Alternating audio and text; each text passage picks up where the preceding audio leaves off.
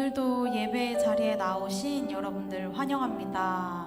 안녕하세요. 안녕하세요. 오늘 또 어떤 얼굴이 이 자리 가운데 함께 예배를 드리나 한번 좌우로 한번 고개를 돌려볼까요? 이 친구 왔구나. 이 친구도 왔네. 오랜만이에요. 오늘 우리가 함께 찬양하기 전에 말씀 나누고 시작하고 싶습니다. 저희 성경 어플 다들 가지고 계시죠? 성경 어플 켜가지고 에베소서 1장 4절에서 7절입니다. 에베소서 1장 4절에서 7절입니다.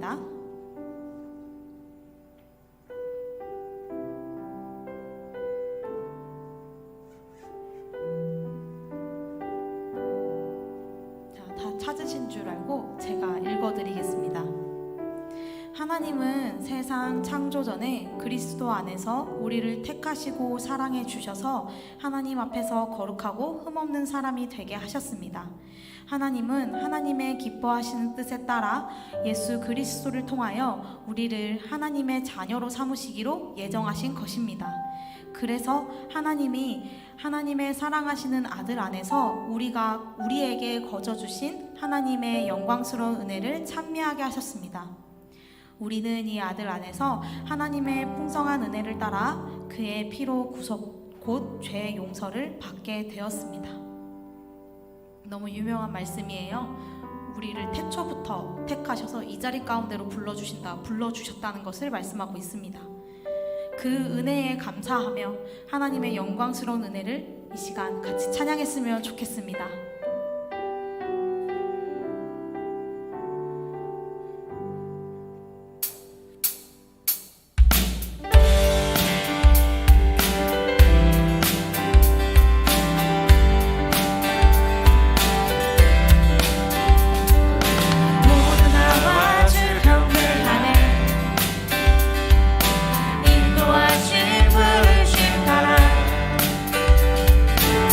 우리의 힘과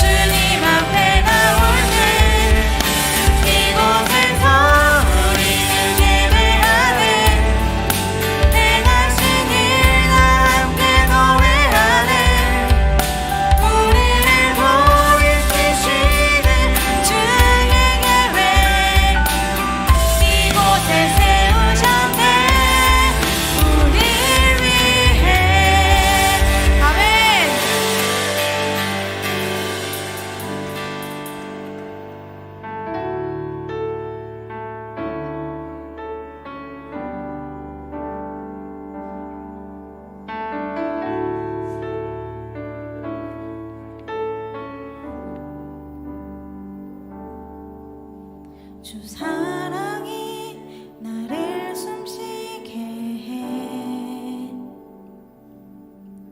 세상 그 어떤 어려움 속에도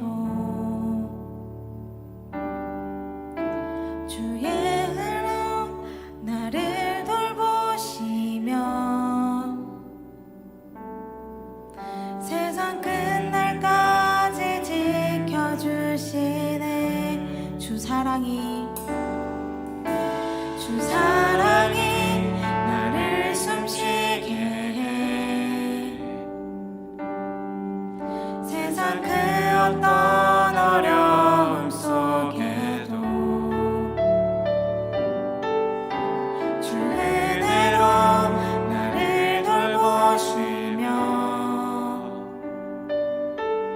세상 끝날까지 지켜주시네.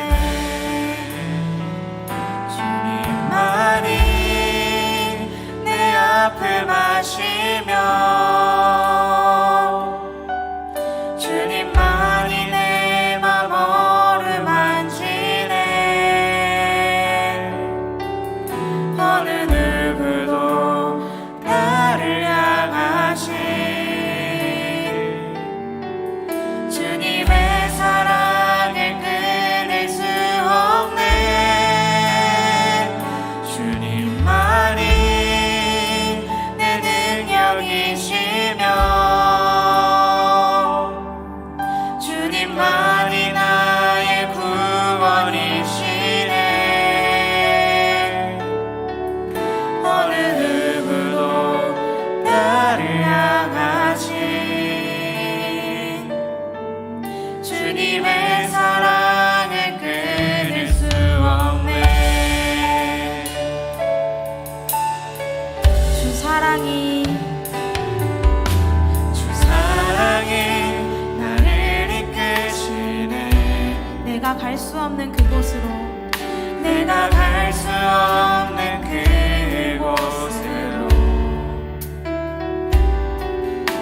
주의 사랑 나를 붙드시며 세상 끝날까지 인도하시네. 다시 한번 찬양합시다. 주 사랑이 나를 이끄시네. 내가 갈 수 없는 그곳으로 주의 사랑 나를 붙드시며 세상 끝날까지 인도하시네.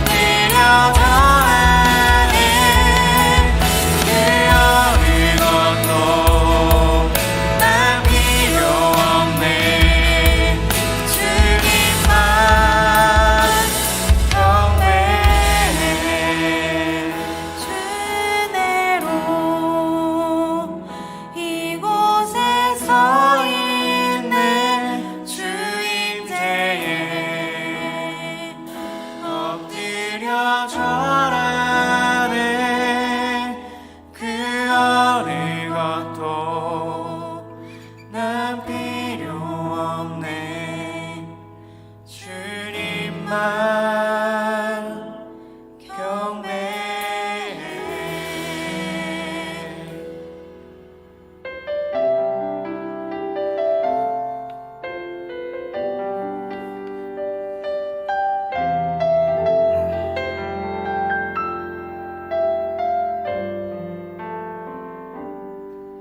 많은 이들 말하고 많은 이들 노래는 하지만 정작 가지 않는 길, 두려운 생각보다 많이 힘들고 험한 길보다 그저 말로만 가려기에 점점 멀어져만 가네. 내게 생명 주었던 그 길 점점 이용하려 하네. 내게 사랑 주었던 그 길 다시 복음 앞에 내 영혼 서네. 주님 만나 그때 나 다시 돌아가 주님께 예배 드리며 다시 십자가의 길 걸으리. 많은 이들 말하고 많은 이들 말하고 많은 이들 노래는 하지만 정작 가지 않는 길, 두려운 생각보다 많이 힘들고 험한 길보다 그저 말로만 가려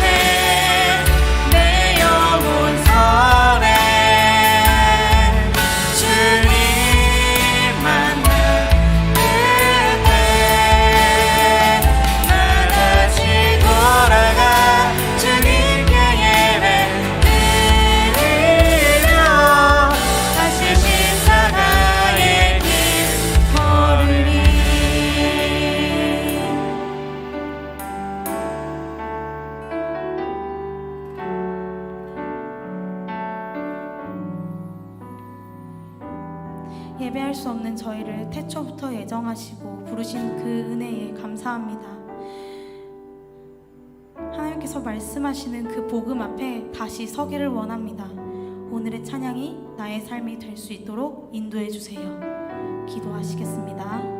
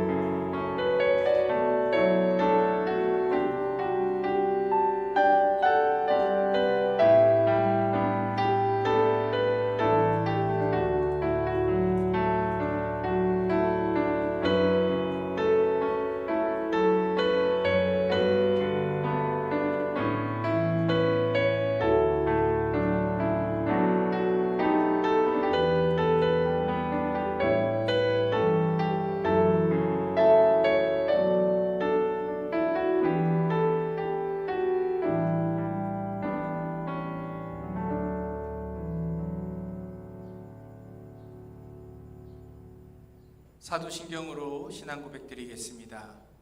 전능하사 천지를 만드신 하나님 아버지를 내가 믿사오며 그 외아들 우리 주 예수 그리스도를 믿사오니 이는 성령으로 잉태하사 동정녀 마리아에게 나시고 본디오 빌라도에게 고난을 받으사 십자가에 못 박혀 죽으시고 장사한 지 사흘 만에 죽은 자 가운데서 다시 살아나시며 하늘에 오르사 전능하신 하나님 우편에 앉아 계시다가 저리로서 산자와 죽은 자를 심판하러 오시리라. 성령을 믿사오며 거룩한 공회와 성도가 서로 교통하는 것과 죄를 사하여 주시는 것과 몸이 다시 사는 것과 영원히 사는 것을 믿사옵나이다.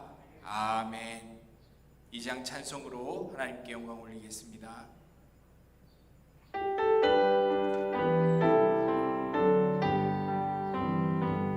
찬양 성부 성자 성령 성삼위일체대 영원 무궁하기까지 영광을 돌리세 영광을 돌리세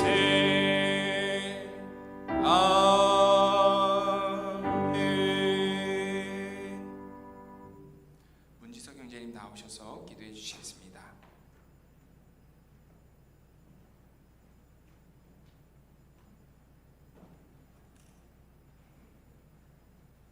하나님 감사합니다.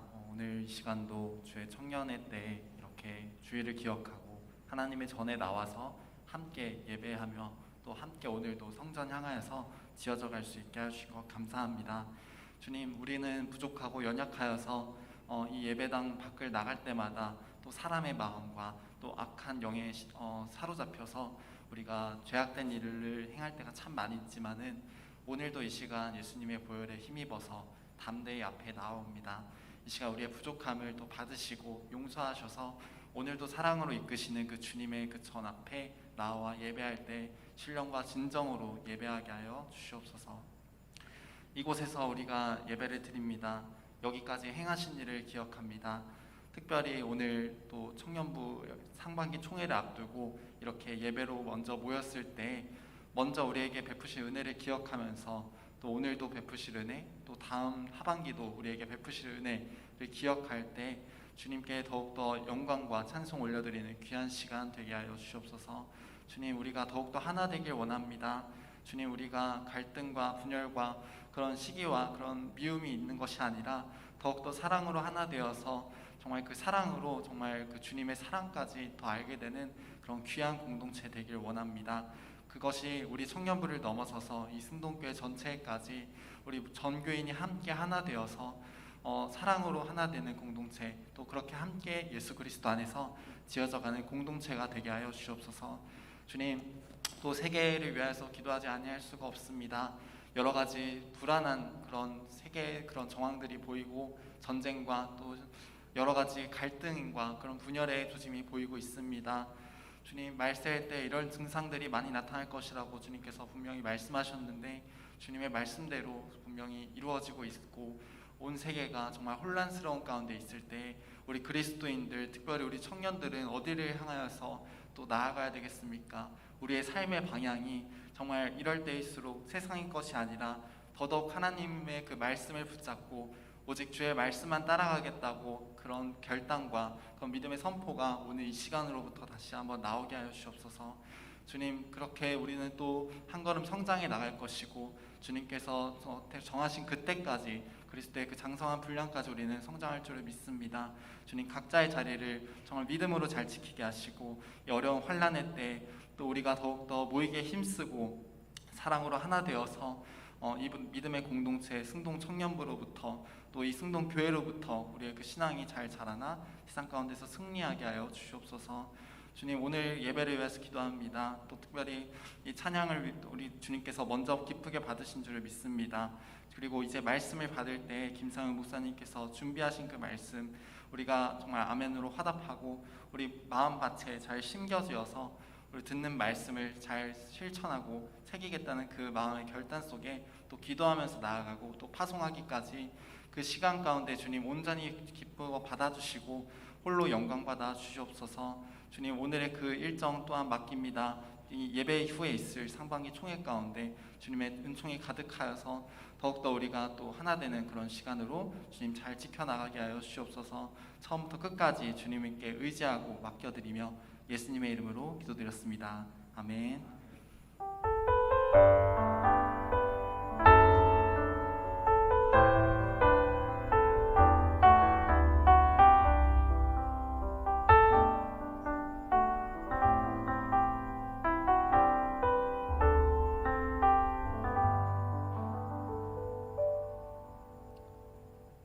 오늘 주시는 하나님 말씀은 누가복음 1장 5절로부터 25절까지의 말씀입니다. 우리 자리에서 함께 일어나셔서 교독으로 함께 하나님 주신 말씀 받도록 하겠습니다. 누가복음 1장 5절부터 25절까지의 말씀입니다. 유대왕 헤롯 때에 아비야 반열에 제사장 한 사람이 있었으니 이름은 사가랴요 그의 아내는 아론의 자손이니 이름은 엘리사벳이라. 이 두 사람이 하나님 앞에 의인이니 주의 모든 계명과 규례대로 흠이 없이 하더라. 엘리사벳이 잉태를 못함으로 그들에게 자식이 없고 두 사람의 나이가 많더라. 마침 사가랴가 그 반열의 자녀대로 하나님 앞에서 제사장의 직무를 행하였으니 제사장의 전례를 따라 제비를 뽑아 주의 성전에 들어가 분향하고 모든 백성은 그 분향하는 시간에 밖에서 기도하더니 주의 사자가 그에게 나타나 향단 우편에 선지라. 사가랴가 보고 놀라며 무서워하니 천사가 그에게 이르되 사가랴여 무서워하지 말라. 너의 간구함이 들린지라. 내 아내 엘리사벳이 내게 아들 낳아 주리니 그 이름을 요한이라 하라. 너도 기뻐하고 즐거울 것이요 많은 사람도 그의 태어남을 기뻐하리니 이는 그가 주 앞에 큰 자가 되며 포도주나 독한 술을 마시지 아니하며 모태로부터 성령의 충만함을 받아 이스라엘 자손을 주 곧 그들의 하나님께로 많이 돌아오게 하겠습니다. 그가 또 엘리야의 심령과 능력으로 주 앞에 먼저 와서 아버지의 마음을 자식에게 거스르는 자를 의인의 슬기에 돌아오게 하고 주를 위하여 세운 백성을 준비하리라. 사가랴가 천사에게 이르되 내가 오늘 이것을 어떻게 하리요? 내가 늙고 아내도 나이가 많으니이다. 천사가 대답하여 이르되 나는 하나님 앞에 서 있는 가브리엘이라. 이 좋은 소식을 전하여 내게 말하라고 보내심을 받았노라. 보라, 이 일이 되는 날까지 내가 말 못하는 자가 되어 능히 말을 못하리니 이는 내가 내 말을 믿지 아니함이거니와 내가 이르면 내 말이 이루어지리라 하더라. 백성들이 사가랴를 기다리며 그가 성전 안에서 지체함을 이상히 여기더라. 그가 나와서 그들에게 말을 못하니 백성들이 그가 성전 안에서 환상을 본 줄 알았더라. 그가 몸짓으로 뜻을 표시하며 그냥 말 못하는 대로 있더니 그의 직무의 날이 다 되매 집으로 돌아가니라. 이후에 아내 엘리사벳이 잉태하고 5달 동안 숨어 있으며 이르되, 함께 읽겠습니다. 주께서 나를 돌보시는 날에 사람들 앞에서 내 부끄러움을 없게 하시려고 이렇게 행하심이라 하더라. 아멘. 이 말씀은 하나님께서 우리에게 주시는 말씀입니다. 히브리어로 제사장을 코헨이라고 합니다. 다른 사람을 위해 대신 서 있는 사람이라는 뜻입니다. 하나님께서는 이스라엘 백성들의 모든 죄를 사하시기 위해서 짐승의 피로 제사를 드릴 그런 성막과 성전을 주셨죠. 그리고 그 하나님을 만나는 거룩한 자리를 섬기게끔 레위 지파를 12 이스라엘의 그 자손들 중에 택하셨습니다. 그리고 그 레위 지파의 자손들 중에서도 아론의 자손들을 하나님께서는 구별하셔서 코헨, 즉 이스라엘 백성들 대신에 하나님 앞에 서는 제사장으로 삼으셨습니다.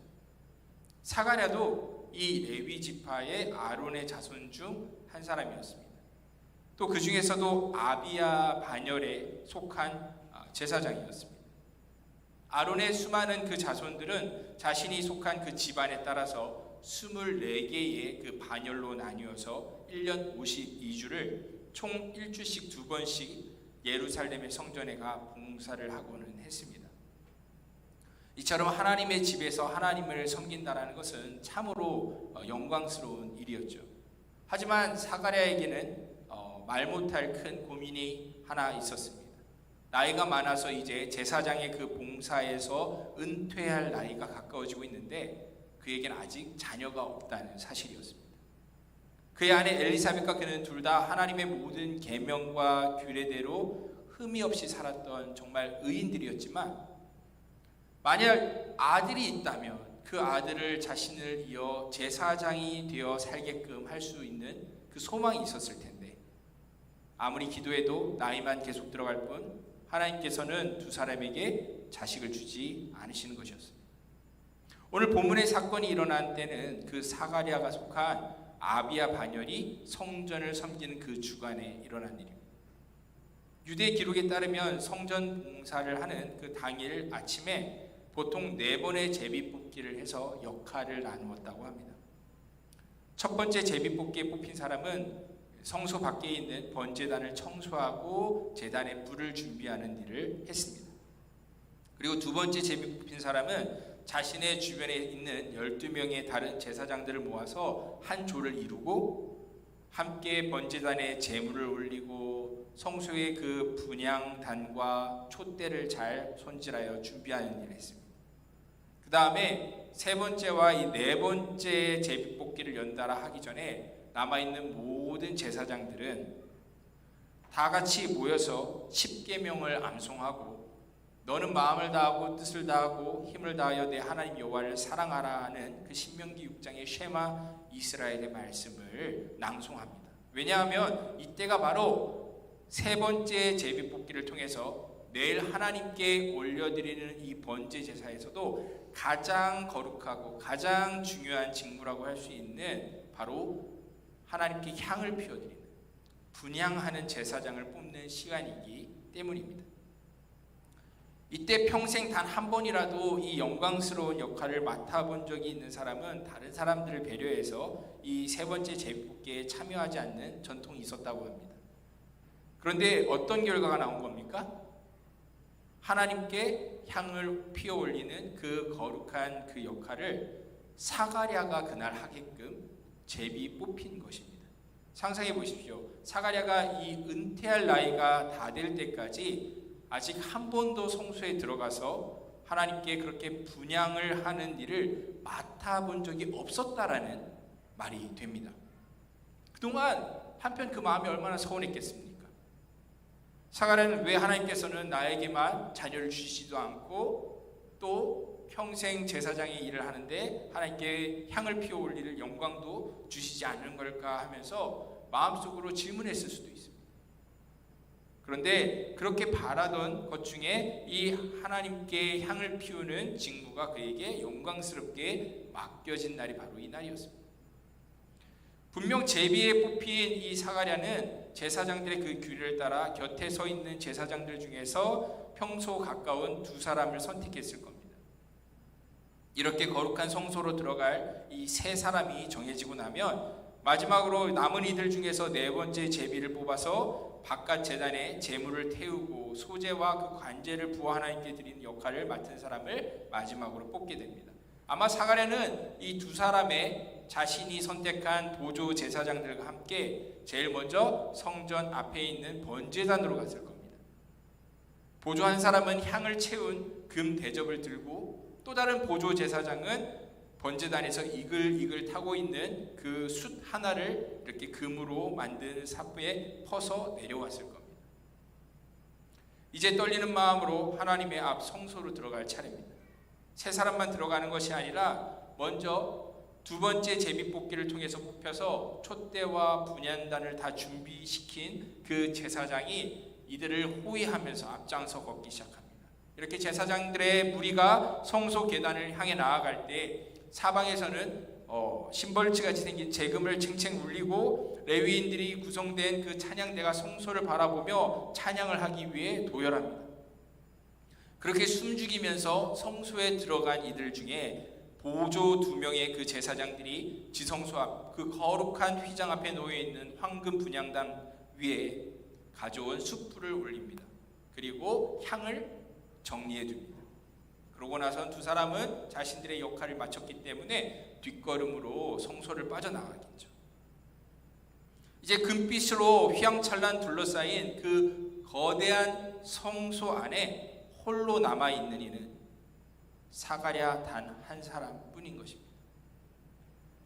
하나님의 거룩한 성소에 모세가 그랬듯 맨발로 서서 이제 홀로 향을 태워 하나님께 그 영광을 올려드리려고 하는 사가랴.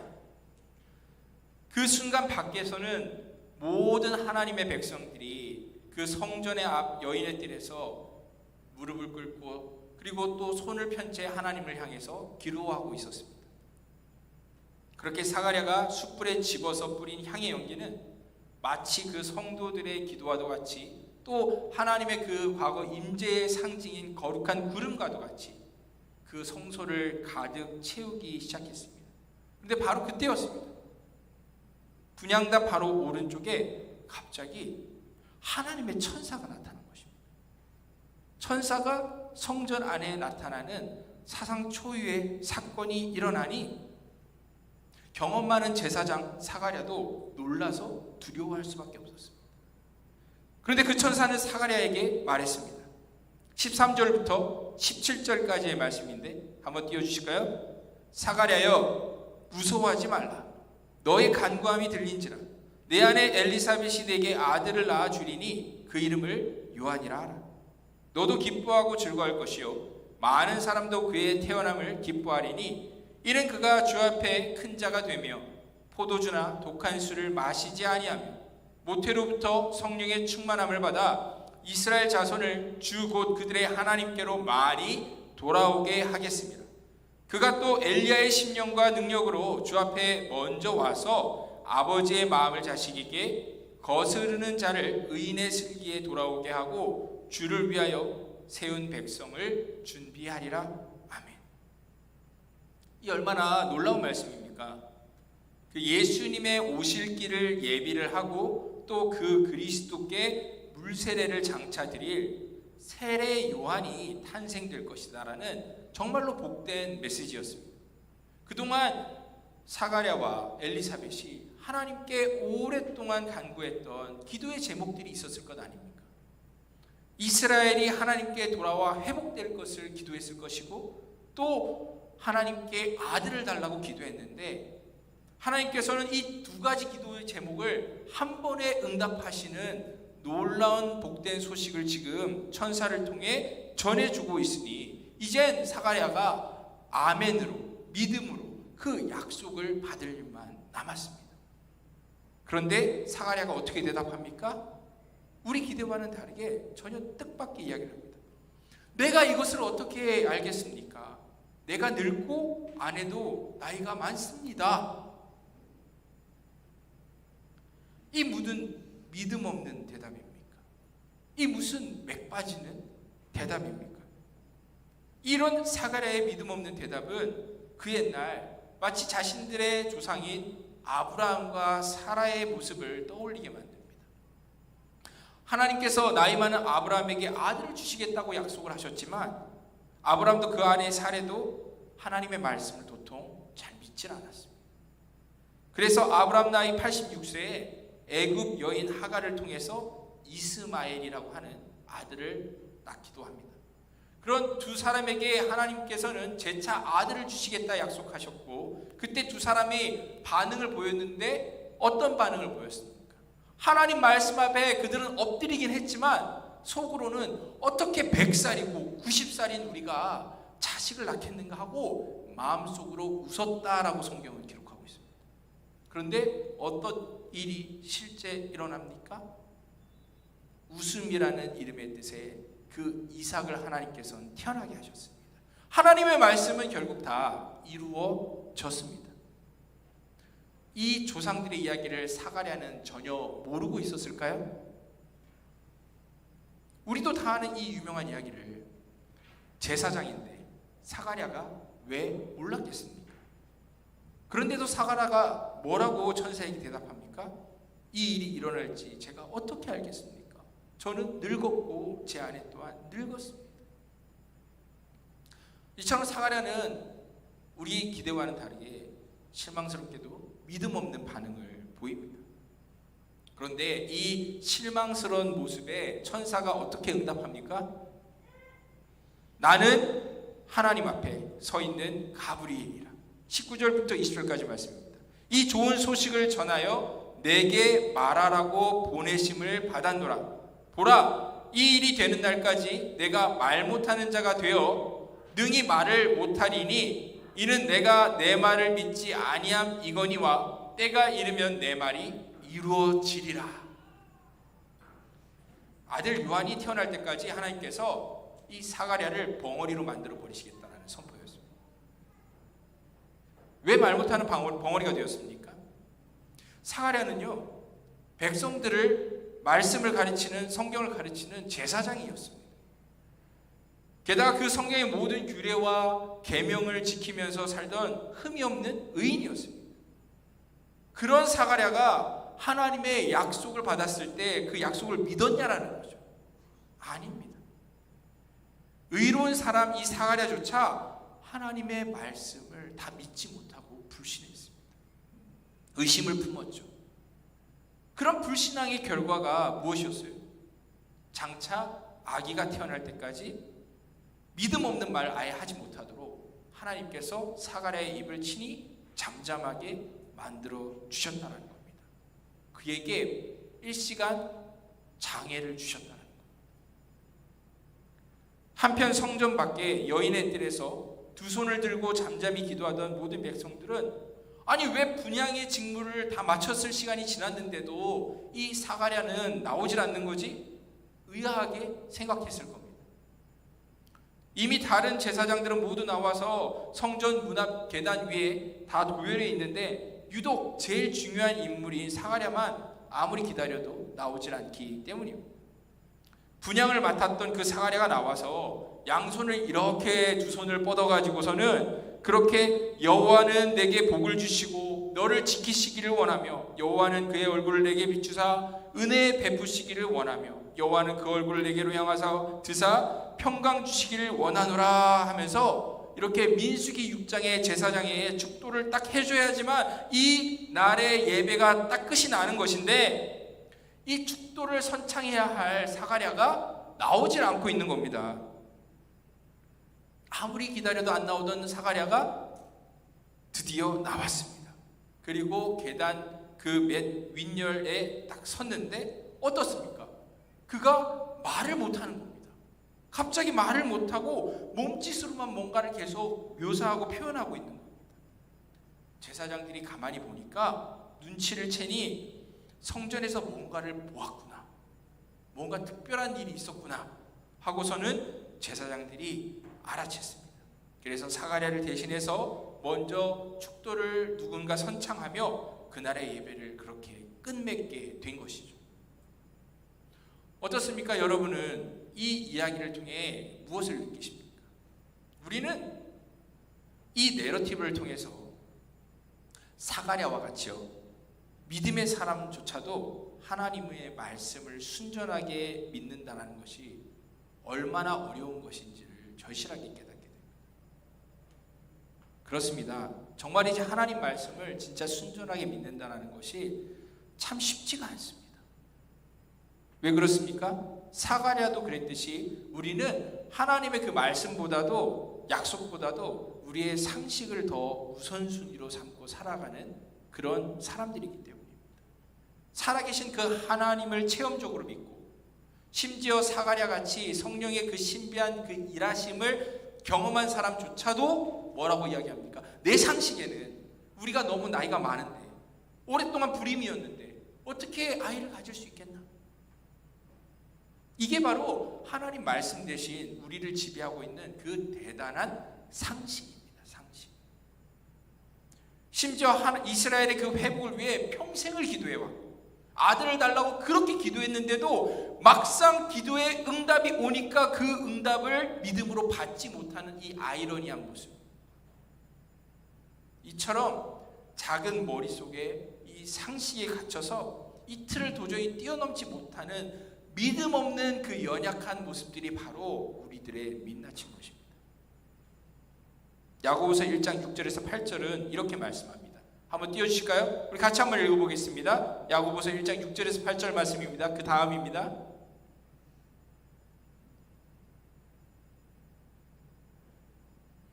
제가 한번 읽어드리겠습니다. 오직 믿음으로 구하고 조금도 의심하지 말라.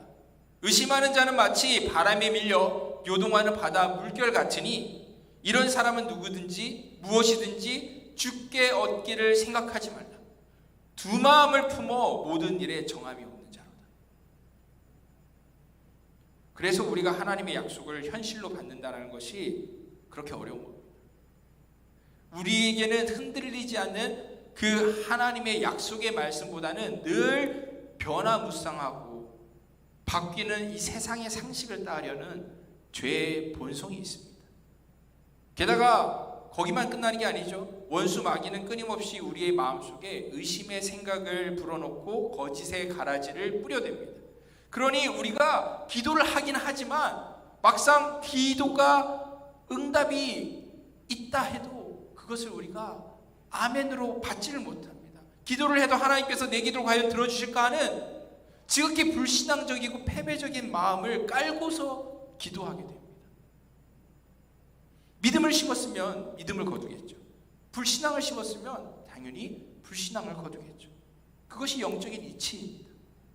우리가 하나님의 약속도 잘 모르고 혹 몇 마디 성경의 약속을 기억한다고 해도 계속 흔들리는 이 마음 위에다가, 이 믿음 위에다가 우리가 기도의 집을 짓기 때문에 조금만 삶의 어려움과 변화가 찾아와도 우리는 그 집이 쉽게 무너지는 것을 보게 됩니다. 우리는 그렇기 때문에 잘 알아야 합니다. 하나님께서 순전한 믿음을 기뻐하시고 복을 주시지만 불신앙은 기뻐하지 않으시고 오히려 징계도 하신다는 겁니다. 보십시오. 이렇게 사가랴 같은 믿음의 사람조차 하나님의 말씀을 믿지를 못했을 때 하나님 어떻게 하십니까? 그의 입을 잠잠하게 만드셨습니다. 믿음 없는 말을 아예 하지를 못하도록 9개월 동안 아예 벙어리가 되게 만드셨습니다. 말라기 선지자 이후에 무려 400년 동안 긴 침묵을 깨고 이제 하나님께서 다시 가브리엘 천사를 통해서 하나님의 계시의 말씀을 선포하시는 이 역사적인 순간에 신실한 사가랴조차 믿음 없는 반응을 보였으니 하나님께서도 얼마나 실망하셨겠습니까? 이처럼 믿음의 사람도 하나님의 말씀을 불신할 때 하나님께서 징계하실 수가 있습니다. 하지만 우리는 그것을 뛰어넘는 사실을 바라봐야 됩니다. 하나님께서 때로는 우리의 삶에 징계하시는 것처럼 보이시고 때로는 우리를 꾸중하시고 벌 주시는 것처럼 느끼지만 그것조차도 우리에게 늘 유익한 것을 하나님께서 주신다는 겁니다. 하나님께서 사가랴의 입을 잠잠하게 만드셨을지언정 그 아들을 주시고 이스라엘을 회복시키겠다는 약속까지 철회하시지는 않으셨습니다. 신실하신 하나님께서는 우리에게 주신 그 약속을 결코 저버리는 분이 아니십니다. 임신부터 그 출산까지의 9개월의 시간 동안에 하나님의 그 계획이 다 이루어질 때까지 사가랴가 혹시나 믿음 없는 말을 내뱉어 하나님의 그 영광을 가리지 않게끔 오히려 하나님께서는 그의 입을 잠잠케 만들어 주신 것입니다. 따라서 벙어리가 되는 이 모습은 오히려 사가랴의 그 믿음을 성숙하게 만드는 하나님의 또 다른 축복의 방법이었던 겁니다. 그랬기에 아들 요한이 태어나서 다시 사가랴의 입이 열렸을 때 그가 뭐라고 외칩니까? 찬송하리로다 주 이스라엘의 하나님이여 하면서 성령에 충만해서 그 하나님의 신실하심을 마음껏 그가 찬양했던 것입니다.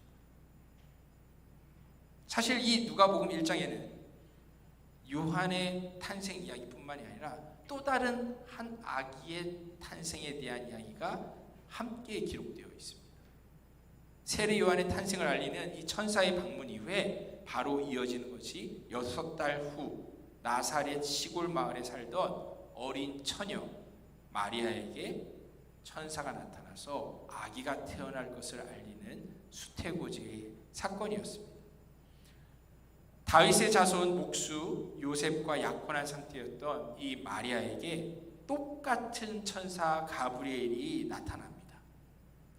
은혜를 받은 자여 평안할지어다 주께서 너와 함께 하시도다.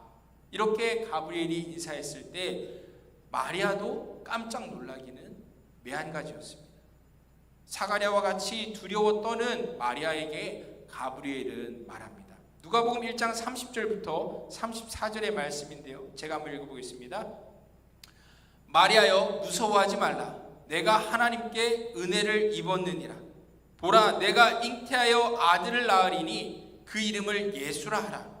그가 큰 자가 되고 지극히 높으신 이의 아들이라 일컬어질 것이요 주 하나님께서 그 조상 다윗의 왕위를 그에게 주시리니 영원히 야곱의 집을 왕으로 다스리실 것이며 그 나라가 무궁하리라. 마리아가 천사에게 말하되 나는 남자를 알지 못하니 어찌 이 일이 있으리까. 똑같은 반응입니다. 마리아나 사가랴나 우리도 똑같이 우리의 그 인간이 가지고 있는 상식을 뛰어넘는 하나님의 계획을 듣게 되면 모든 반응은 똑같습니다. 어떻게 그런 일이 일어날 수 있습니까?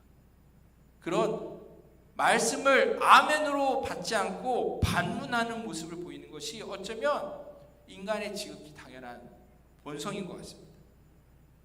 그런 믿음이 부족한 모습 외에 가브리엘 천사는 친절하게도 이렇게 말을 덧붙여 설명합니다. 35절부터 37절까지 말씀입니다. 천사가 대답하여 이르되 성령이 내게 임하시고 지극히 높으신 이의 능력이 너를 덮으시리니 이러므로 나실 바 거룩한 이는 하나님의 아들이라 일컬어지리라. 보라 내 친족 엘리사벳도 늙어서 아들을 배웠느니라.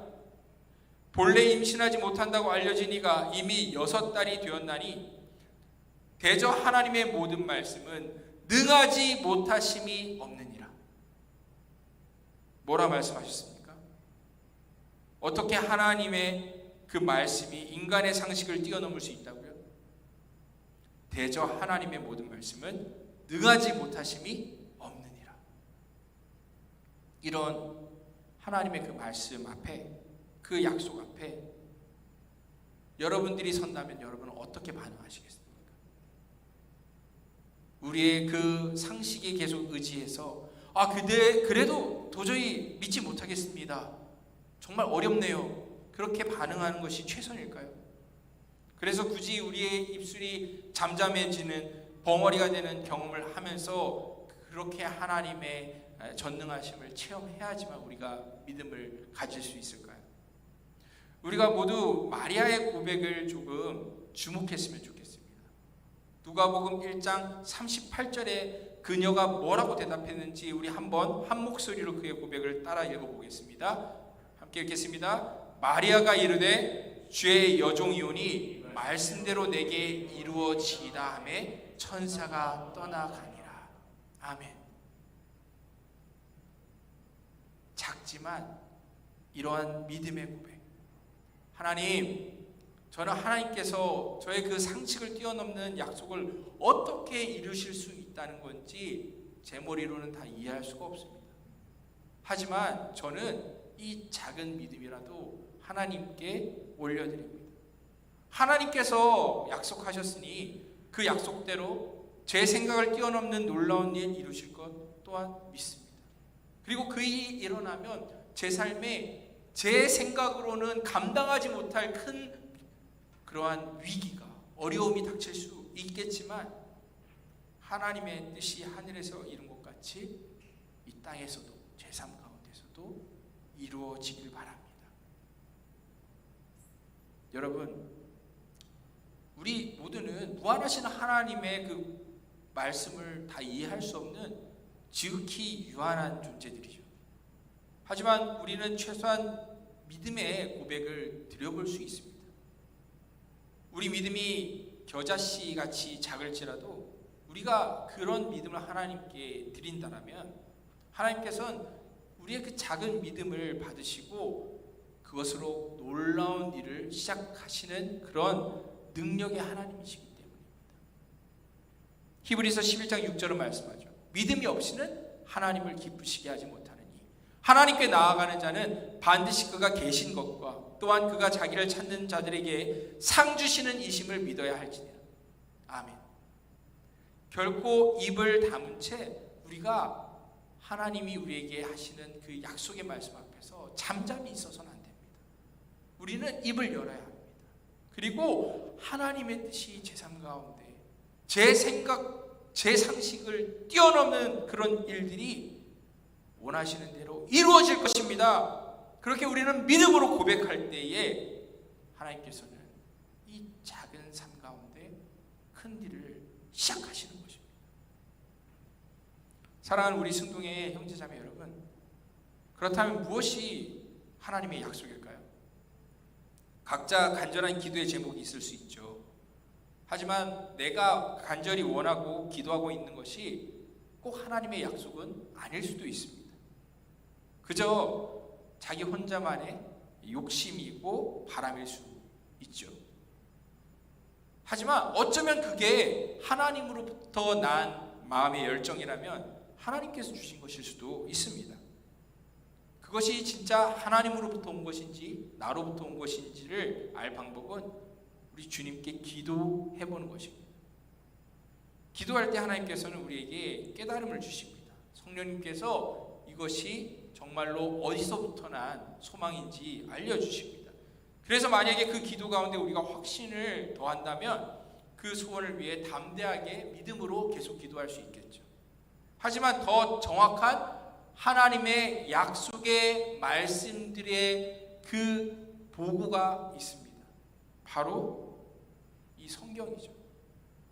이 성경 안에는 하나님께서 수많은 약속들을 주신 것들이 기록되어 있습니다. 우리는 이 성경을 통해 하나님께서 그분을 찾으시는 사람들을 반드시 만나주겠다라는 약속을 우리는 발견할 수 있고요. 예수 십자가의 그 공로와 부활을 믿는 자에게는 영생 구원을 주시겠다라는 그 약속을 발견할 수 있고요. 그리고 양들에게 생명을 주실 뿐만이 아니라 이 땅에서도 풍성한 삶을 주시겠다고 약속하시는 그 말씀도 발견할 수 있습니다. 그 외에도 셀 수 없는 하나님의 선한 약속들이 이 성경 안에 있습니다. 우리는 그냥 내 바람이 아닌 이 성경의 약속을 근거해서 우리는 기도할 수 있습니다. 우리의 생각과 세상의 상식을 내려놓고 하나님의 말씀을 한번 펴보십시오. 주님의 그 약속을 마주해 보십시오. 그리고 기도하면서 그 기도할 때 내가 정말 믿음이 없구나 그렇게 느껴지신다면 믿음 주시기도 기도해 보십시오. 그러면 하나님께서는 우리에게 믿음 주실 것입니다. 그렇게 우리가 잠잠히 하나님의 약속을 바라볼 때에 우리가 계속적으로 사가랴와 같이 마리아와 같이 정말 작은 믿음이지만 그렇게 믿음으로 우리가 약속을 계속 바라볼 때 우리 삶 가운데 정말 내 상식과 내 이성을 뛰어넘는 하나님의 일하심이 있구나라는 것을 우리는 계속적으로 발견해 나갈 것입니다. 정말 능치 못하심이 없는 하나님의 그 약속의 말씀이 우리의 삶 가운데 이루어질 것입니다.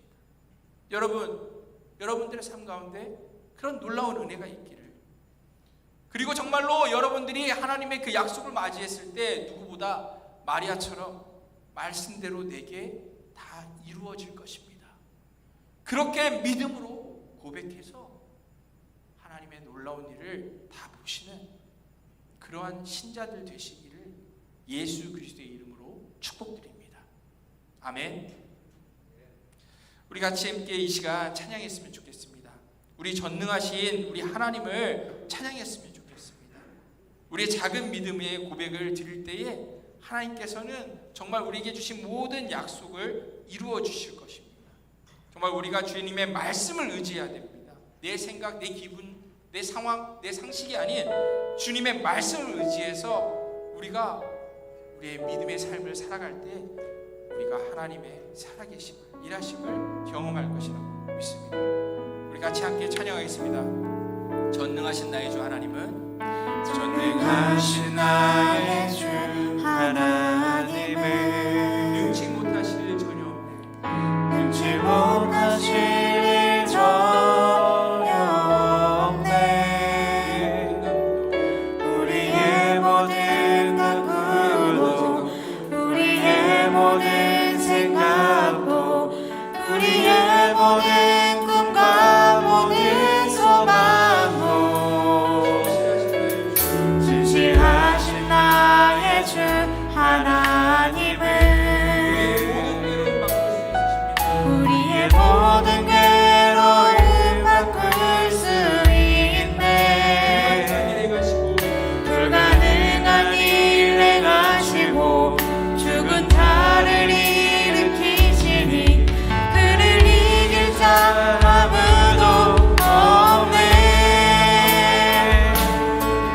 전능하신 나의 주 하나님은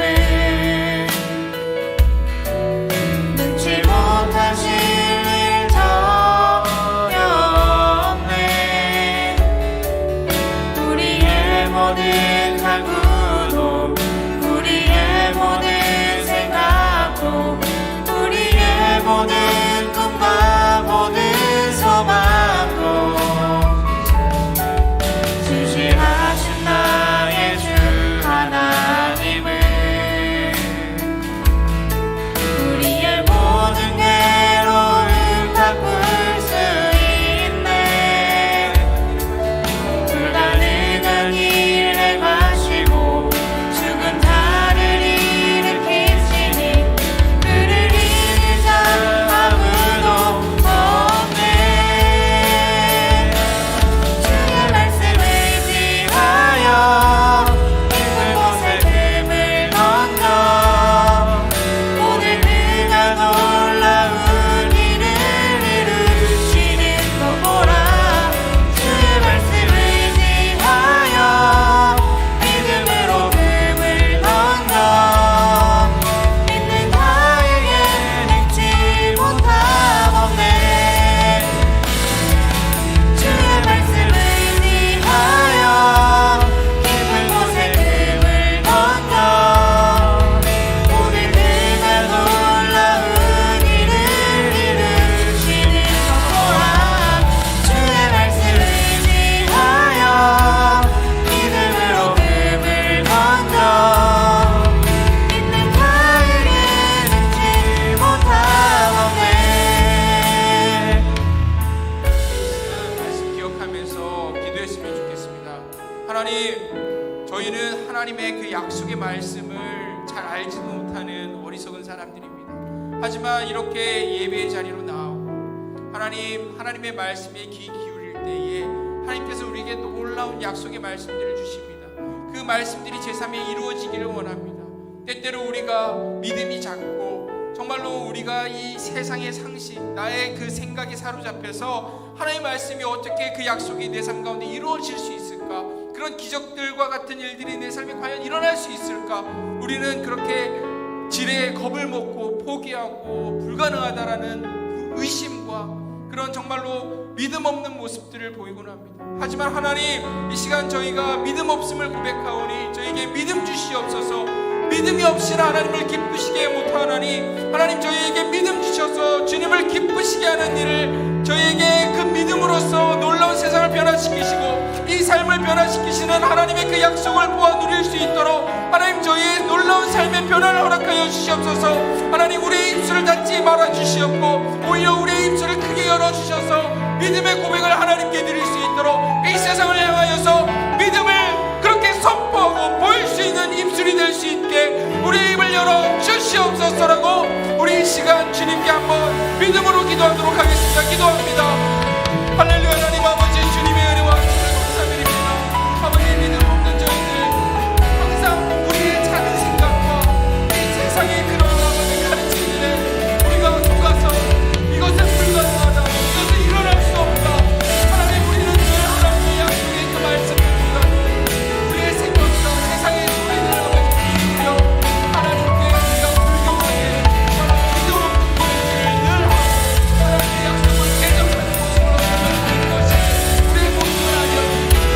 하나님, 내가 하나님 저희들에게 늘 인내하여 주시고 깨우쳐 주시고 하나님, 저희들의 마음 가운데 믿음 주셔서 그리고 다시 한번 기도할 수 있도록 하나님, 그리고 말씀을 의지할 수 있도록 그 말씀을 의지해서 하나님, 우리가 한번 살아볼 수 있도록 하나님, 저희들에게 믿음 주시니 유해 주시니 감사합니다. 하나님, 은혜를 베풀어 주셔서 우리의 믿음 없는 마음을 우리에게 아버지 알려고 믿음 주셔서 주님을 기쁘시게 할 만한 아버지 삶을 살아볼 수 있도록 하나님, 우리의 입술을 열어서 믿음의 고백을 할 수 있도록 하나님, 저희를 변화시켜 주셔서 주님의 놀라운 말씀들이 약속을 작은 삶 가운데 이루어지니 하나님, 내 아버지 제가 이루어질 것입니다. 하나님, 우리 시대 가운데 하나님의 그 뜻이 모두 이루어질 것입니다. 하나님, 그 뜻이 이루어질 것입니다.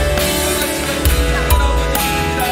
하나님, 받아주시고 이 삶을 사용하여 주셔서 아버지 입술을 아버지 정말로 믿음의 고백을 하고 받아주셔서 하나님, 기뻐하시는 하나님의 약속을 내 삶을 누리게 하여 주시옵소서. 주님 감사합니다.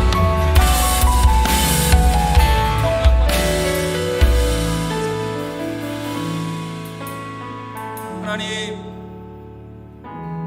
우리는 정말 어찌 이렇게 믿음이 없는지요. 주님의 약속을 알지도 못하고 주님의 그 말씀을 들어도 믿지를 못하고 우리가 입술로는 믿음을 고백하지만 행하지 않습니다. 하나님, 우리가 정말로 벗겨지지 않는 무언가에 둘러싸인 것처럼 우리의 생각이 바뀌지가 않고 하나님의 그 약속의 그 말씀을 순전한 눈으로 바라보지를 못하니 어찌하면 좋습니까? 하지만 주님께서 이런 저희들의 연약함을 아시고 저희들에게 불쌍히 여겨주셔서 그래도 저희들에게 믿음을 주시고 그 작은 믿음으로 하나님께 나아갈 때 우리 삶 가운데 이 세상 가운데 놀라운 하나님의 약속 그 큰 일들을 받아 누리게 하시겠다고 보게 하시겠다고 우리에게 끊임없이 다시 약속하여 주시니 하나님 감사합니다. 하나님, 이 시간 저희가 우리의 입술을 정말로 열어 믿음의 고백을 하기를 원합니다. 정말 마리아가 그렇게 고백하였던 것처럼 정말 하나님의 그 저희를 향하신 약속의 말씀들이 다 이루어지기를 우리가 입술로 고백합니다. 하나님, 저의 믿음 없음을 주님께서 불쌍히 여겨 주시옵고 믿음 주사 끊임없이 하나님의 말씀 붙들고 기도하고 우리의 삶을 낙담하지 않고 정말로 그 믿음의 행보를 계속 걸어 나아갈 수 있도록 하나님, 저에게 은혜를 베풀어 주시옵소서. 하나님 앞에 믿음으로 드려진 예물들이 있습니다. 하나님, 그 모든 하나님을 향한 그 봉헌들을 복되게 하여 주셔서 정말 믿음으로 드렸사오니 정말로 하나님께서 정말로 받으셔서 그 모든 하나님 그 예물들이 정말 영혼을 살리고 세상을 변화시키는 일 가운데 교회를 통하여 쓰임받게 하여 주시옵고 하나님, 혹 마음은 원의로 드릴 것이 정말로 없는 손길들 가운데에는 하나님 그 약속의 말씀대로 풍성함을 더하여 주셔서 하나님께 기쁨으로 드릴 수 있는 주님의 어린 양들 다 되어지게 하여 주시옵소서. 주님께서 이 모든 저희들의 간구와 하나님을 향한 경배와 하나님을 향한 모든 저희들의 저희들의 믿음의 고백들을 통하여서 홀로 영광을 받으시고 하나님 그 모든 이 세상 가운데 저희의 이성과 지각과 이 상식을 뛰어넘는 하나님의 나라를 보이실 줄로 믿습니다. 감사합니다. 주님 홀로 영광 받아 주시옵소서. 감사합니다. 주님을 찬양합니다. 주 예수 그리스도의 은혜와 하나님의 사랑과 성령의 교통하심이 하나님의 그 약속을 믿고 능치 못하심이 없는 하나님의 그 전능하심을 믿고 겨자씨 같은 작은 믿음으로나마 이 삶 가운데 하나님의 그 뜻이 이루어지기를 고백하는 모든 하나님의 성도들 삶의 머리머리 위에와 그리고 그 살아계신 하나님을 알지 못하여 헤매는 하나님이 잃어버린 모든 찾으시는 그 양들 삶 위에 이제로부터 영원까지 하나님의 그 말씀이 이루어지는 것을 보는 그리고 하나님의 살아계심을 우리 믿음으로써 바라보게 되어지는 주님을 찬양하게 되어진 그 놀라운 영광의 은혜가 함께 있을지어다. 아멘.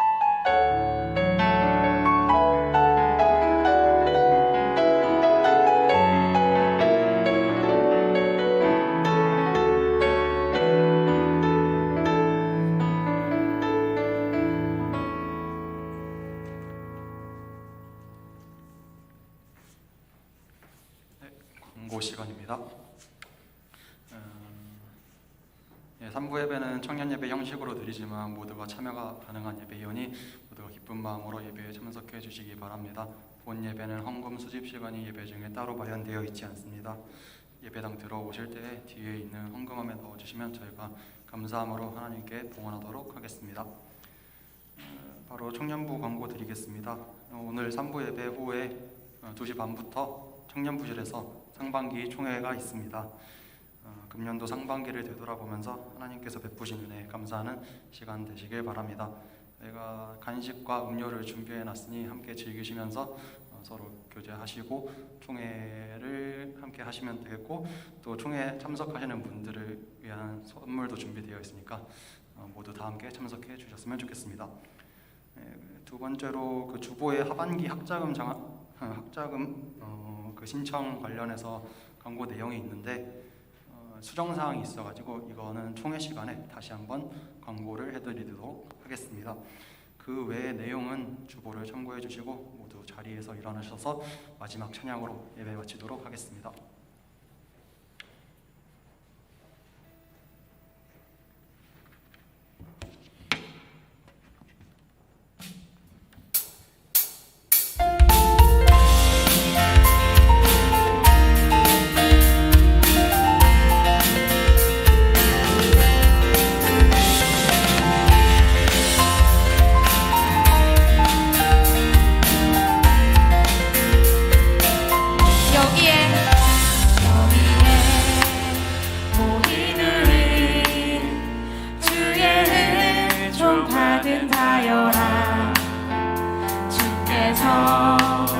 이 자리에 함께 계심을 하노라. 언제나 주님만을 찬양하며 따라가리니 시험을 당할 때도 함께 계심을 믿노라. 이 믿음 너